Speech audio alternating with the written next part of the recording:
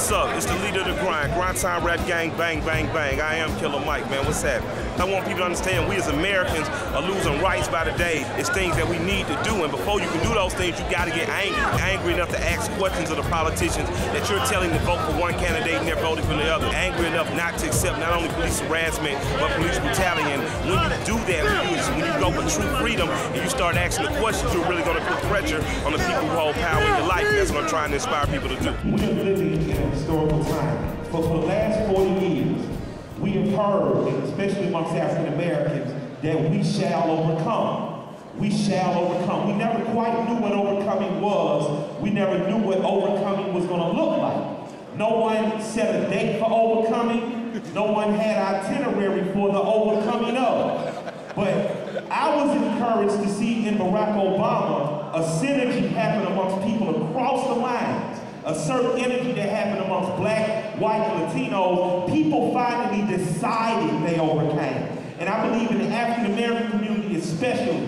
it was important for us to get to the point where we decided to overcome. I think that what's happening now in politics parallels hip-hop because you know the backstories of hip-hop. You don't have to wait for a story to tell you who Shawty Lo was before, because he tells you, this is who I was, I reformed myself, and I decided to make a change. I decided to do these things. Barack Obama was honest from the start. From the start, Barack said, this is who I am, these are the mistakes I made, this is me pure and impure, and I'm asking you to decide to vote for me. I think that hip-hop spoke because over the last 40 years, hip-hop has been this thing that was born. It was born out of black nationalism. It was born out of poverty. It was born into an economic resource that became an alternative to crack. And I think the pinnacle of this is we finally have a candidate that's willing to say, I'm for men taking care of their family. Because contrary to popular belief, rappers are men who take care of their family.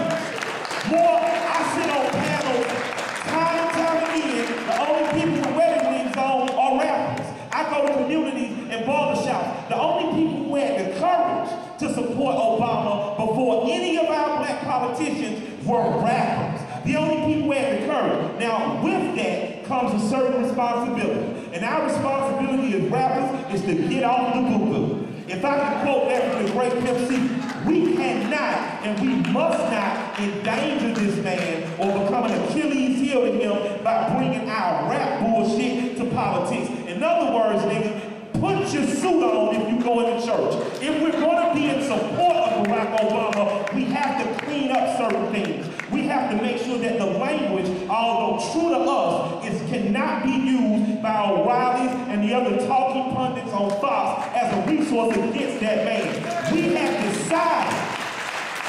Hip-hop decided we overcame. It didn't decide we overcame because we bought a chain. It didn't decide we overcome because somehow we got a lot of money. It decided over 15 years ago when young black entrepreneurs in the 5th Ward, in Liberty City, in Miami, and places like Memphis said that we're going to create something that's an alternative to what's been given us. And all that was given us was sugar and shit by way of an Iran-Contra scandal and crack. We built something.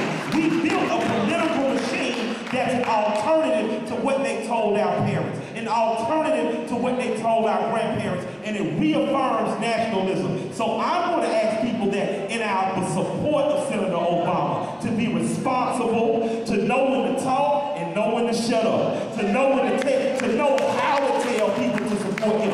Because the more politically savvy we become, the more powerful we become. The more powerful we become, the more real change that happens. And the more real change that happens, the more rappers you will see in front of these cameras giving you real information versus bullshit politicians and poverty preaching pimps and preachers. So I appreciate y'all. Thank y'all. Let's make sure we get that man in office.